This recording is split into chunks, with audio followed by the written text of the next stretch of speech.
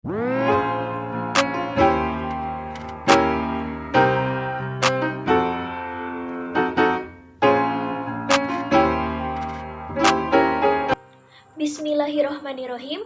Assalamualaikum warahmatullahi wabarakatuh. Perkenalkan, nama saya Lia Nur Fatimah dengan NIM 11820600060 dari semester 5 kelas B Pendidikan Biologi Universitas Islam Negeri Sunan Gunung Jati Bandung. Nah, di video kali ini saya akan melakukan praktikum pada mata kuliah Fisiologi Tumbuhan. Adapun judul praktikum kita kali ini yaitu pengaruh gas etilen terhadap perkecambahan kacang hijau. Etilen merupakan hormon tumbuh yang diproduksi dari hasil metabolisme normal dalam tanaman. Etilen berperan dalam pematangan buah dan kerontokan daun. Etilen disebut juga dengan etene. Senyawa etilen pada tumbuhan ditemukan dalam fase gas, sehingga disebut juga dengan gas etilen. Nah, gas etilen ini hampir dihasilkan oleh seluruh bagian tumbuhan. Gas etilen juga diproduksi dalam konsentrasi tinggi oleh tumbuhan. Nah, gas etilen ini dapat berperan sebagai hormon yang mengatur pertumbuhan, perkembangan, dan juga kelayuan. Lalu, apa sih tujuan praktikum kita kali ini? Nah, tujuan yang pertama untuk mengobservasi pertumbuhan kecambah kacang hijau akibat pengaruh gas etilen dari buah pisang yang masak. Yang kedua, untuk mengetahui pengaruh etilen sebagai salah satu fitohormon pada buah-buahan yang akan mempengaruhi perkecambahan tanaman biji kacang hijau. Yang ketiga, menganalisis hasil observasi. Yang keempat, menyimpulkan hasil observasi. Nah, itu dia tujuan pada praktikum kita kali ini. Kemudian, variabel apa saja yang terlibat pada praktikum kita kali ini? Yang pertama yaitu ada variabel kontrol, di mana variabel kontrol tersebut yaitu kacang hijau. Lalu ada variabel bebas yang merupakan jumlah pisang. Dan yang terakhir ada variabel terikat yaitu panjang kecambah atau aktivitas perkecambahan pada kacang hijau. Kemudian untuk hipotesisnya sendiri yaitu gas etilen pada pisang yang masak dapat mempengaruhi pertumbuhan pada kacang hijau, yang artinya kecambah yang ditempatkan pada toples yang tidak terdapat pisang akan mengalami penambahan panjang yang lebih cepat atau akan mengalami pertumbuhan yang lebih cepat daripada kecambah yang ditempatkan pada toples yang terdapat pisang. Maka, pada toples yang terdapat pisang tersebut, kecambah akan tumbuh lebih lambat. Itu dia hipotesis pada praktikum kita kali ini. Baik, untuk selanjutnya, alat dan bahan apa saja sih yang dibutuhkan untuk praktikum kita kali ini? Nah, untuk alat-alatnya sendiri, ada 3 buah toples dengan volume ukuran yang sama. Kemudian, ada 3 buah gelas plastik, lalu ada gelas ukur, kemudian ada penggaris untuk mengukur, dan yang terakhir ada timbangan digital.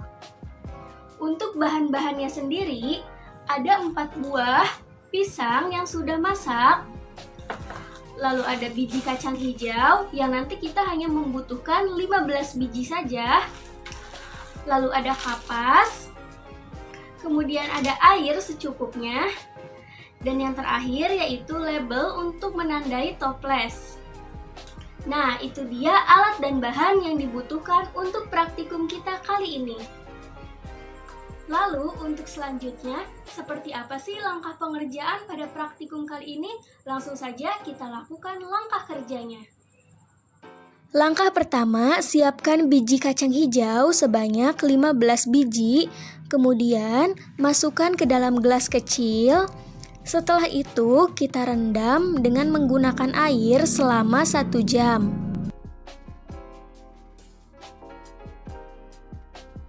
Langkah yang kedua, siapkan gelas plastik sebanyak 3 buah, kemudian timbang kapas dengan menggunakan timbangan digital. Timbang kapas seberat 5 gram.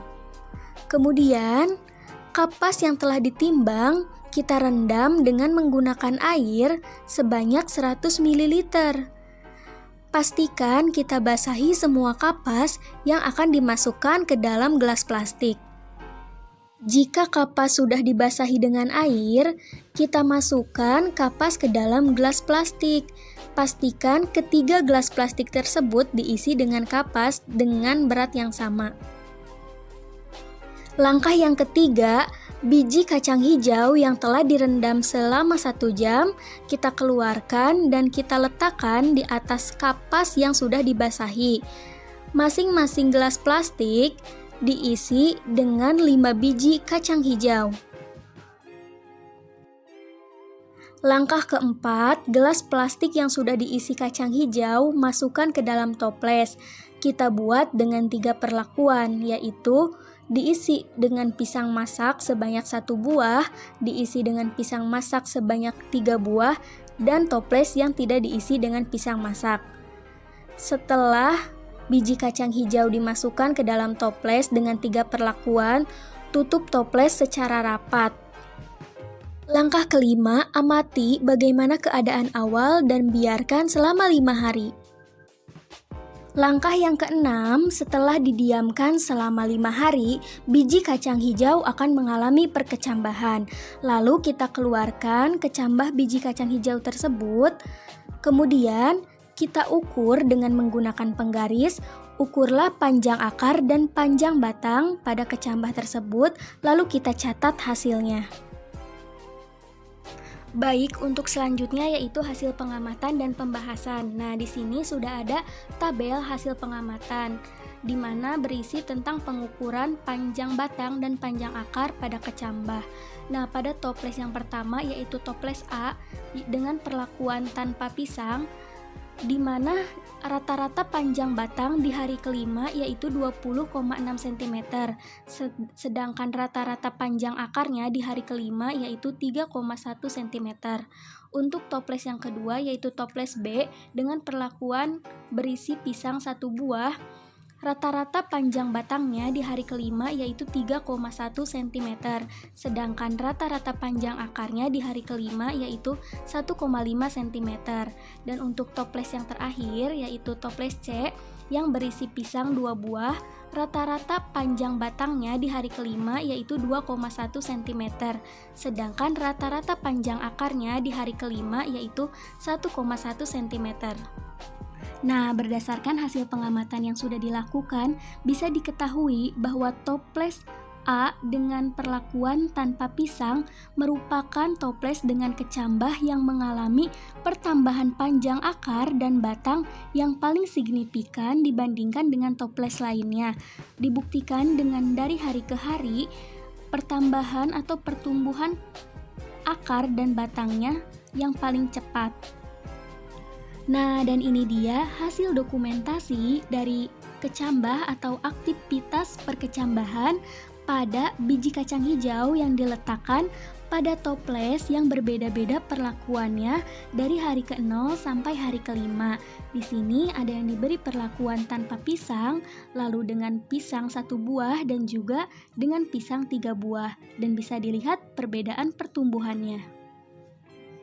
Baik, untuk pembahasannya sendiri, berdasarkan praktikum yang sudah dilakukan, dapat kita ketahui ya, bahwa kecambah yang diletakkan di dalam toples yang tidak berisi pisang atau perlakuan tanpa pisang mengalami pertumbuhan yang lebih cepat dibandingkan dengan toples yang lainnya. Mengapa hal ini terjadi? Hal ini dikarenakan atau dipengaruhi oleh aktivitas gas etilen yang dihasilkan oleh pisang masak. Nah, gas etilen ini akan menghambat pertumbuhan pada kecambah, sehingga pada kecambah yang tidak ada pisangnya akan menghasilkan perubahan panjang batang dan juga panjang akar lebih signifikan atau lebih cepat dibandingkan kecambah yang ada di toples-toples lainnya.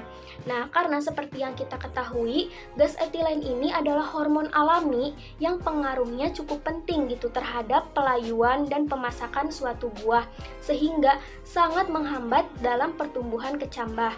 Nah, itu dia pembahasan pada praktikum kita kali ini. Baik, untuk praktikum kali ini dapat kita simpulkan bahwa pengaruh gas etilen ini cukup mempengaruhi pada pertumbuhan kecambah. Nah, gas etilen ini dapat mempengaruhi atau menghambat pertumbuhan panjang akar dan juga panjang batang pada kecambah. Karena berdasarkan hasil praktikum yang telah dilakukan, bahwasannya toples yang tidak ada pisangnya atau perlakuan tanpa pisang mengalami pertumbuhan yang lebih cepat dibandingkan dengan toples-toples lainnya. Baik, rupanya sekian praktikum saya pada kali ini. Mohon maaf jika masih banyak kesalahan. Wabillahi taufiq wal hidayah. Wassalamualaikum warahmatullahi wabarakatuh.